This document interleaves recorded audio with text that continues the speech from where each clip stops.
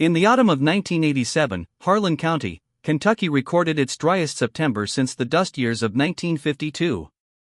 The creeks pulled back from their banks like old men recoiling from cold. The pasture grass turned the color of old newspaper.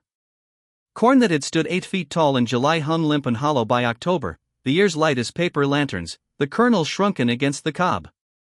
The county extension office reported that 62% of small farm operations in the region had borrowed against their land that year, and 17 of those farms would not make it past the first frost without intervention from the Federal Agricultural Relief Program. Families who had worked the same ground since before the Civil War were signing papers in bank offices that smelled of carpet cleaner and recycled air, handing over deeds their grandfathers had clutched through wars and floods and locust years. It was the kind of autumn that broke people. And it was exactly that kind of autumn when Eldon Marsh drove his rusted 1974 Ford pickup down Route 9 toward the Pemberton Mill auction and offered $400 for something nobody else wanted. Nobody paid him much attention when he parked. He was 71 years old, which in the way of small towns meant he was either invisible or the subject of quiet, mildly affectionate pity. He wore the same canvas barn coat he had worn for the better part of 20 years, the elbows reinforced twice with patches his late wife Dorothy had sewn on before the cancer took her. His boots were cracked at the toe but clean. He walked slowly, not because his legs were bad, but because Eldon Marsh had never been a man who moved faster than the situation required. He had the kind of face that a painter might have used for a portrait of the American frontier, deep lines from decades of squinting into sun and wind, a jaw that sat square and settled, eyes that were a pale, washed-out blue and missed very little. The Pemberton Mill had stood at the bend of Cutter Creek for 114 years. It was a grist mill originally, built in 1873 by a German immigrant named Wilhelm Pemberton who had come to Kentucky looking for flat water and good stone and had found both in the valley below Saddleback Ridge. The mill had ground cornmeal for 3 generations, then switched to a small-scale grain operation in the 1940s when the Pemberton family converted part of the building into cold storage and a seed drying room. It had processed wheat, rye, field corn, and at one time a modest amount of tobacco before the economics of that crop turned against the small operator. When old Calvin Pemberton died intestate in 1984, his 3 children, none of whom had ever farmed a day in their adult lives, had spent 3 years arguing over the property before agreeing to liquidate everything through a public auction. The auction was held on a Saturday morning with the kind of weak October light that makes everything look like it's already in the past. There were folding chairs set up in rows on the gravel lot outside the mill and a microphone stand connected to a portable PA system that kept producing a low, electronic whine. A woman from the County Historical Society stood near the road taking photographs. The auctioneer was a man named Gary Dobbins who wore a BOLO tie and worked auctions all across eastern Kentucky with the brisk, cheerful efficiency of someone who had made peace with the sadness inherent in his profession. Maybe 53 people had gathered, though not all of them were serious bidders. Some were neighbors come out of curiosity or nostalgia. Some were dealers from Lexington who wore jackets that were too clean for the setting and stood slightly apart from the locals, talking to each other in low voices and checking their watches. A few younger men with the look of real estate speculators about them walked the perimeter of the property with notebooks. There were farmers there too, real ones, men and women in their 40s and 50s with the particular posture of people who spent their lives working against something: weather, debt, soil depletion, falling commodity prices. They were interested in the equipment. The equipment was what most of the legitimate agricultural interest was focused on. There was a 1968 John Deere 4020 tractor that still ran, a grain elevator with a cracked housing, a hay baler in poor condition, and various smaller implements and hand tools that had been laid out on tarps for inspection. There was also a small lot of miscellaneous building materials, some salvageable lumber, and a number of sealed wooden crates and galvanized metal bins stored in the back room of the mill that nobody had properly inventoried. They were listed in the auction catalog simply as miscellaneous storage contents, sold as lot. Eldon walked the property slowly before the auction started, the way he walked everything, methodically, without appearing to be in any particular hurry, his eyes moving over each thing with quiet attention. He spent about 4 minutes on the tractor. He spent about 30 seconds on the hay baler. He spent nearly 12 minutes in the back room of the mill, moving through it carefully with a small flashlight he'd brought from his truck, examining the wooden crates and the metal bins with what appeared, to the casual observer, to be nothing more than the vague interest of an old man filling time. A man named Curtis Blevins, who farmed about 400 acres north of town and had a reputation for directness that sometimes shaded into cruelty, noticed Eldon in the back room and called out from the doorway. "Eldon, what in the world are you looking at in there?" "Ain't nothing in those old bins but mouse droppings in old Calvin's bad decisions." There was a ripple of laughter from the few people standing near enough to hear. Eldon turned and looked at Curtis with that mild, unreadable expression of his and said, simply, "Probably right," and then turned back to what he was doing. "He didn't bid on the tractor." The 4020 went to a man named Dale Fugate for $3,800, which was considered a fair price. "He didn't bid on the grain elevator or the baler or any of the implements." He sat in one of the folding chairs with his hands resting on his knees and watched the auction proceed with the same patient attention he brought to most things, occasionally nodding when someone made a bid, occasionally lifting his chin slightly when the price on something climbed higher than he thought it warranted. When Gary Dobbins got to the miscellaneous storage contents, the sealed crates and metal bins in the back room, there was a generalized lack of interest among the crowd. The real estate men had no use for it. The equipment dealers from Lexington had already gotten what they wanted. Most of the farmers had what they'd come for or had given up and were beginning to drift toward their trucks. The woman from the Historical Society had put her camera away. Gary Dobbins described the lot with the practiced optimism of a man trying to make something from nothing. "We've got a collection of sealed wooden storage crates, some galvanized seed bins, various containers of what appears to be agricultural materials, all stored in the back room of the mill. Condition unknown, sold as is, no warranty expressed or implied." "Who'll start me at $200? Silence. The kind of silence that embarrassed auctioneers. $150? Who'll give me $150 for the lot?" A man in the back row offered $100 in the vague. Eldon raised his hand. $400. The jump stopped things for a moment. Gary Dobbins paused in his cadence. A few heads turned. Curtis Blevins, who was standing near the fence line talking to Dale Fugate, looked over at Eldon with an expression that contained genuine puzzlement and something close to amusement. $400, Gary Dobbins confirmed, with the slight elevation of tone that indicated a bidder had entered with conviction. The man who'd offered the $100 shook his head. Nobody else moved. There was a moment, and in that moment, several of the 53 people present exchanged glances that communicated the same general sentiment. The old man had lost some portion of his good judgment, which was perhaps understandable given his age and the fact that he'd been alone since Dorothy passed. Curtis Blevins said something to Dale Fugate in a low voice, and Dale Fugate smiled. $400, going once, Gary Dobbins said. Going twice. He looked around the lot one final time with the professional courtesy of giving every possible bidder a chance. Sold. $400 to Eldon Marsh. Eldon nodded once, stood from his folding chair, and walked to the registration table to pay.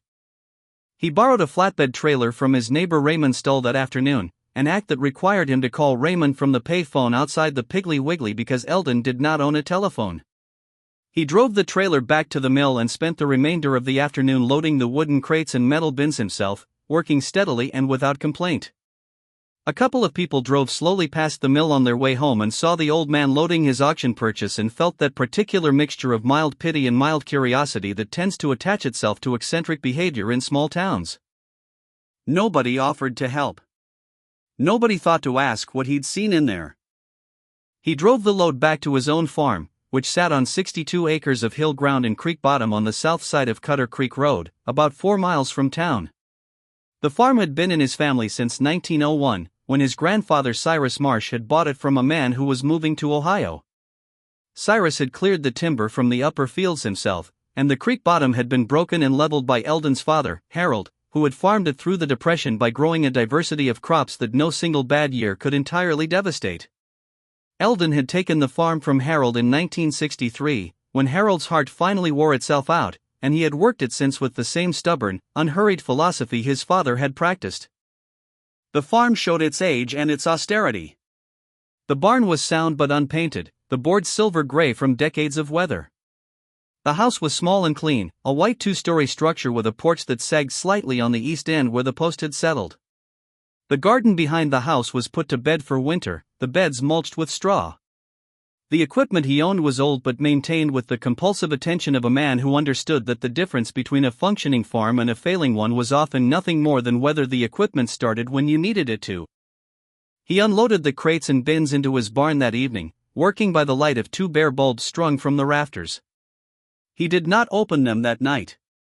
He ate his supper, canned soup and cornbread, and sat at the kitchen table for a while, reading from an old almanac by the light above the table the way other men might watch television. Then he went to bed. The next morning, a Sunday, he rose before light and went to the barn. He brought a crowbar and a pair of work gloves. He started with the wooden crates. He opened the next crate. More envelopes. Beans this time, turkey craw pole beans, greasy cut shorts, October beans with the mottled purple and white markings he recognized from his mother's garden. Squash varieties he hadn't seen in 30 years. Gourd seeds.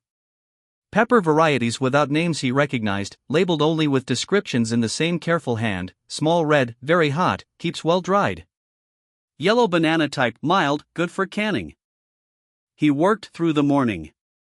By noon, he had opened all the crates and was into the metal bins. The bins contained larger quantities, not envelopes but paper bags and cloth sacks sealed with beeswax.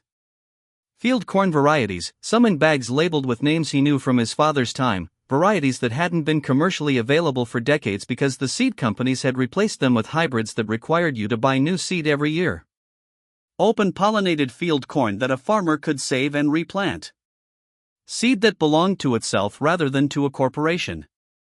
He sat down on an overturned feed bucket and looked at what surrounded him. He had spent $400. He thought, carefully and without hurrying, about what he was looking at.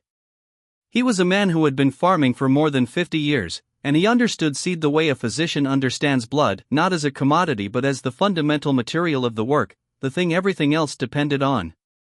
He knew that what the Pembertons had stored in that back room, probably forgotten about for years if not decades, represented something the modern agricultural economy had been methodically eliminating since the 1960s.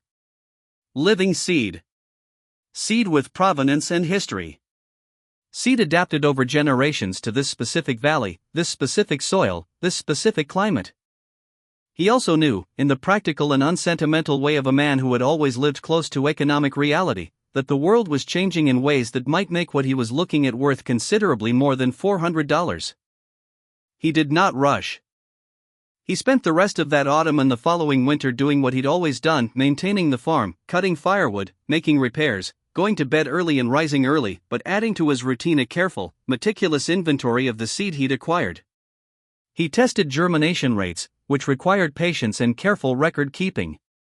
He researched, by writing letters to the State Agricultural Extension Office and to a small seed preservation organization he'd read about in a farming magazine, what varieties he had and what their histories were. Some of the letters he wrote were 3 or 4 pages long, written by hand at the kitchen table. The responses surprised him, though he didn't show it. A woman named Sandra Howell at the Seed Preservation Organization wrote back a letter that was 7 pages long, single-spaced, and barely contained her excitement. Several of the varieties Eldon had described, particularly the Bloody Butcher corn strain and a specific variety of October bean, had been considered functionally lost.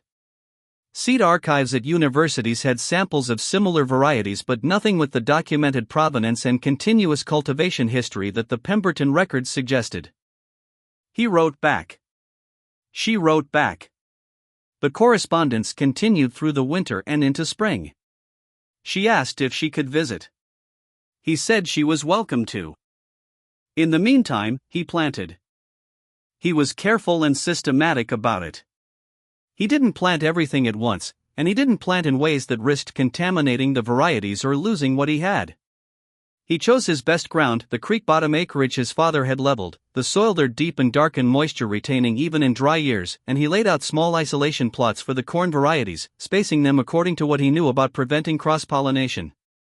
He planted the beans and the squash along the south-facing slope where the drainage was good.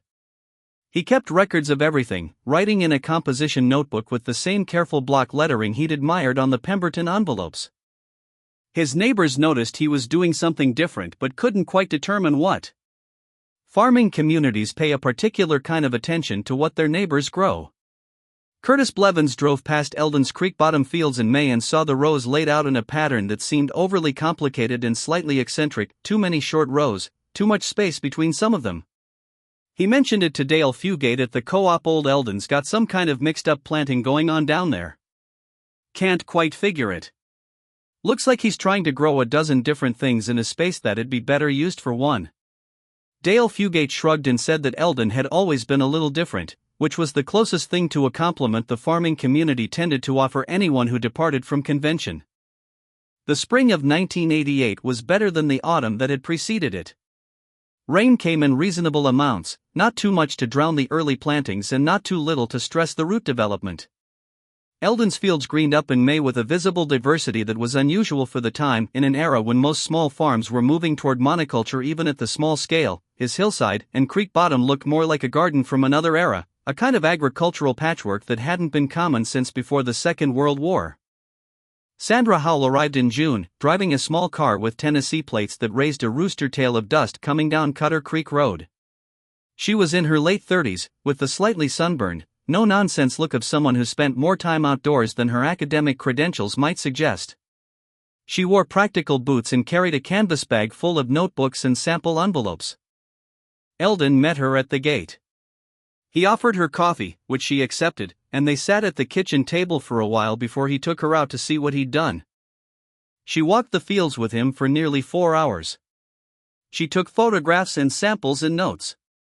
She asked him questions, and he answered them in the thorough but unhurried way he brought to most things, explaining his planting choices, his isolation strategies, his germination test results. She was quiet for long stretches, which he respected, understanding it as the quiet of someone who was thinking rather than the quiet of someone who had nothing to say. At the end of the afternoon, standing at the edge of the creek bottom as the light went gold and low over Saddleback Ridge, she said, "Mr. Marsh, do you understand what you have here?" He looked out over the fields, considering. "I have some notion," he said.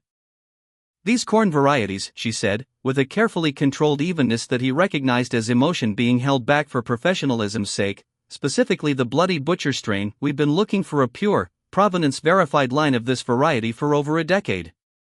What you have here, based on the Pemberton records and your germination results and the phenotypic characteristics of what I'm seeing in your field, this is extraordinary. I don't want to overstate it, but it's extraordinary." "What do you want to do with it?" she asked. He was quiet for a moment, watching the light move on the corn. "Keep farming," he said. "That's what I want to do. Keep farming and keep the seed right. After that, I'm open to conversation." She smiled, and he thought she looked, for a moment, like someone who had found something she'd been looking for a very long time. The conversation that followed over the next several months was careful and deliberate on both sides.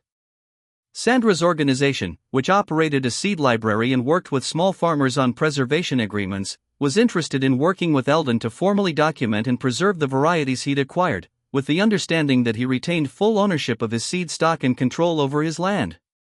They would help him with documentation, with genetic analysis, and eventually with connecting his seeds to networks of farmers, gardeners, and seed savers who were, in various corners of the country, trying to rebuild what the standardization of industrial agriculture had taken apart.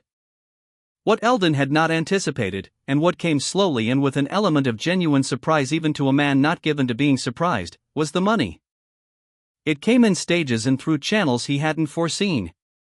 The first was a small grant from an agricultural heritage foundation that Sandra's organization helped him apply for, which he used to repair the barn roof and buy a small chest freezer for long-term seed storage. The second was an arrangement with Sandra's seed library to supply them with documented quantities of several varieties each year, for which he received a modest but regular payment that, for the first time in many years, made the farm's finances feel less like a controlled emergency and more like an actual livelihood. The third, which nobody in Harlan County saw coming, was the restaurants. In the early 1990s, when the farm-to-table movement was beginning to find its footing in American cities, there was a sudden and genuine appetite among certain chefs and restaurateurs for food that had history, ingredients with stories, with documented origins, with flavors that had been bred for taste rather than for shelf life and shipping durability. Sandra Howell, whose network was wider than Eldon had appreciated, made introductions. A chef in Lexington. A restaurant in Nashville.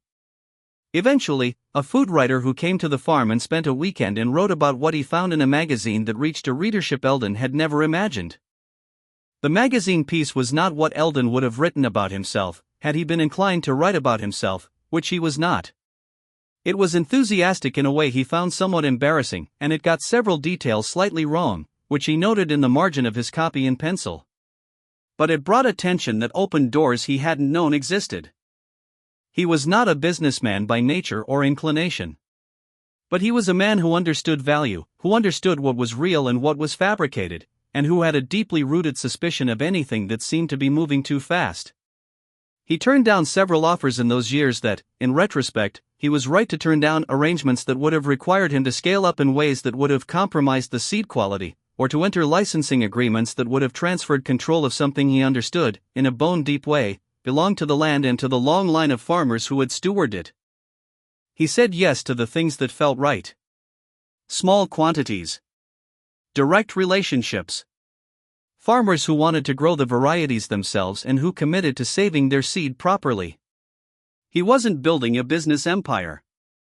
He was doing what his grandfather and his father had done, farming with the long view, which meant understanding that the most important crop any farm produces is the seed it saves for next year.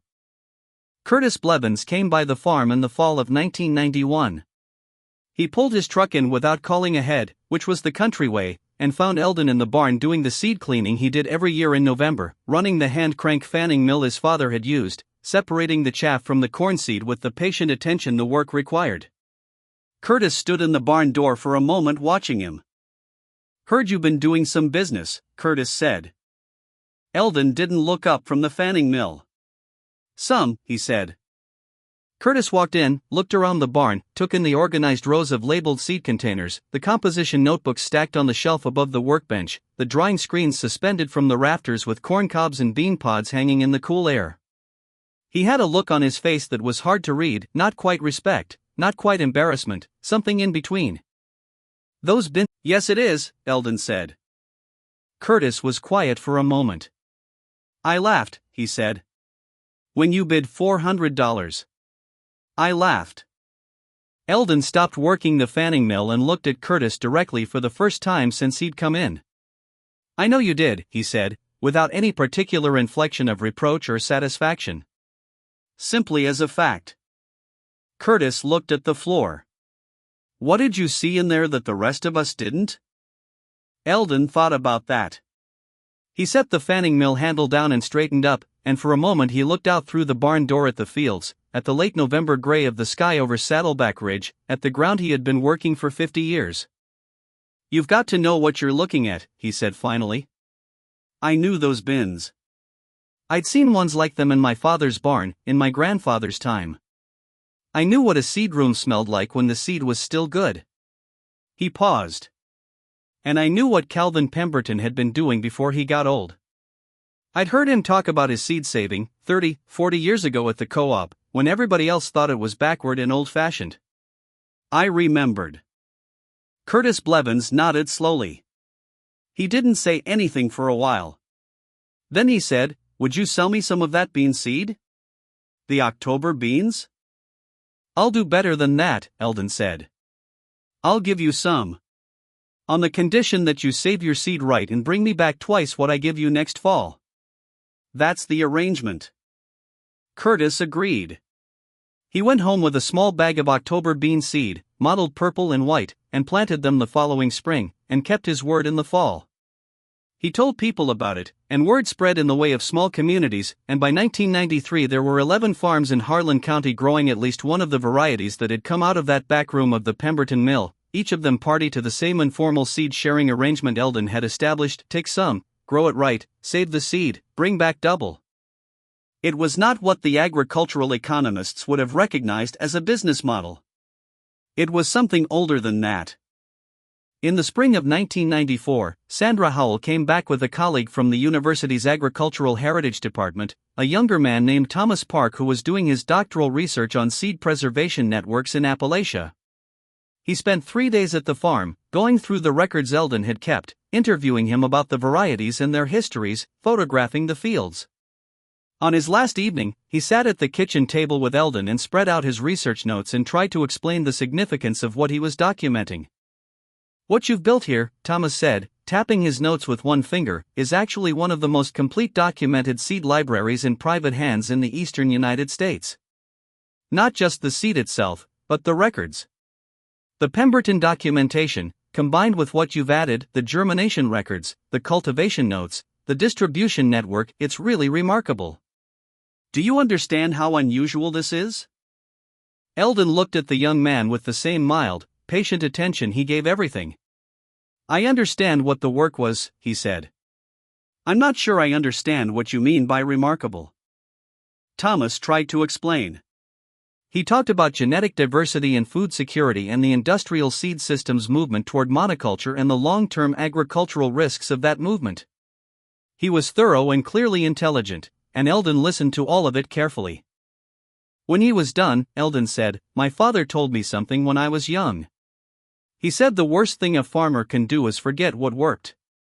He meant it practically: don't fix what isn't broken, save what keeps you alive." He didn't have the science behind it, but he was right. Thomas looked at him. "That's exactly it," he said. "That's exactly the principle." "Well," Eldon said, "your grandfather probably could have told you the same thing." Eldon Marsh did not become wealthy by the standards of wealth as most people understood it. He did not move to a larger house or buy new equipment beyond what was necessary. He did not attend the agricultural conferences he was invited to, or not most of them, though he agreed to speak at one in Berea in 1995, where he stood at a podium in a room full of agronomists and seed scientists and farmers and said, in about 12 minutes, what might have taken someone else an hour, because he had learned from a lifetime of farming that most things worth knowing could be expressed in fewer words than people generally use to express them. What he did was farm. He kept the fields going through good years and dry years. He kept the records. He made his seed agreements with farmers across 3 counties and eventually across the state, and he honored every one of them. He corresponded with Sandra Howell and with Thomas Park and with a growing network of people who were trying to do, in their various ways, what he was doing: hold on to the living knowledge that connects a people to its land.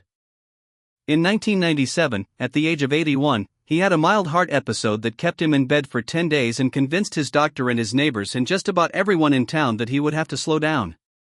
He was out in the fields 11 days after the doctor told him to rest, working at his own pace but working, because there was seed to plant and nobody else who knew exactly how he'd laid out the isolation plots or why. His neighbor Raymond Stull's daughter, a young woman named Beverly who had come back to Kentucky after a few years in Cincinnati and found herself, to her own surprise, drawn to farming, began stopping by in the evenings to help with the record keeping and eventually with the planting. She had her father's By the time Eldon reached his mid-80s, Beverly was running most of the physical operations of the farm while he supervised and kept the records and made the decisions, which was the right arrangement. She'd bought a small adjacent parcel and was growing her own seed crops, party to the same network, adding her own records to the archive that now filled 4 composition notebooks and a large portion of the rebuilt milkhouse. The community, in the slow way of communities recognizing what they have, came around. Not dramatically, not with ceremony, but in the gradual way that small towns acknowledge their own, through the accumulation of small gestures and quiet admissions and the simple fact of time having proved what argument could not. Farmers who had shaken their heads in 1987 brought their children to see the fields. The county extension agent, who had initially been mildly skeptical of Eldon's approach as insufficiently modern, began sending young farmers to visit as part of what he called practical heritage education. The local newspaper ran a piece about the farm in 1998 that was considerably more accurate than the magazine article had been and which Eldon read without comment. Curtis Blevins, who had been growing October beans on a small plot behind his equipment shed for 7 years by then, stopped Eldon at the hardware store one winter afternoon and said, with the abruptness of a man delivering something he'd been working up to for some time, "Those beans are the best I've ever put in my mouth. My wife makes them with ham and cornbread every January, and I've been thinking lately that I've never appreciated anything the way I should have from the beginning."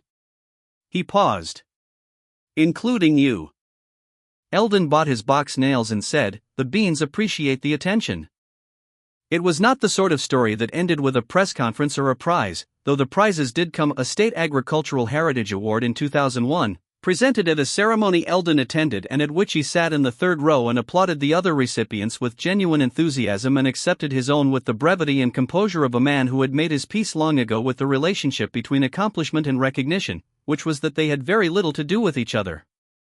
The story ended, as real farming stories end, with the land still there. The creek bottom fields that Eldon's father had leveled by hand were still being planted. The varieties that had sat in the darkness of the Pemberton Mills backroom, through years when nobody thought to look for them, were growing now in fields across Harlan County and beyond, in gardens in Lexington and Nashville, in seed libraries in Tennessee and Virginia and North Carolina, in the small plots of farmers who had learned what they had by following the kind of informal chain that connects one careful steward to the next through the simple medium of a seed shared in good faith. The $400 that 53 people had laughed about, or not laughed about, exactly, but had regarded with the mild contemptuous amusement that small communities sometimes direct at the decisions of people they have underestimated, had not bought $400 worth of old bins and forgotten crates. It had bought continuity. It had bought the living thread that connects a valley's soil to its history, that keeps the knowledge of what grows and how and why from disappearing into the same silence that takes everything else. Eldon Marsh knew, standing in that dusty back room with his flashlight in October of 1987, what the people outside did not know, because he had lived long enough and paid close enough attention to the right things. He knew what a seed room smelled like when the seed was still good. He knew what Calvin Pemberton had cared about. He knew, in the way that comes only from a lifetime spent close to the ground, that the most valuable things are rarely the ones that look valuable, and that the difference between what endures and what is lost is often nothing more than one person who knows what they're looking at. He bid $400. 53 people laughed. The seed grew.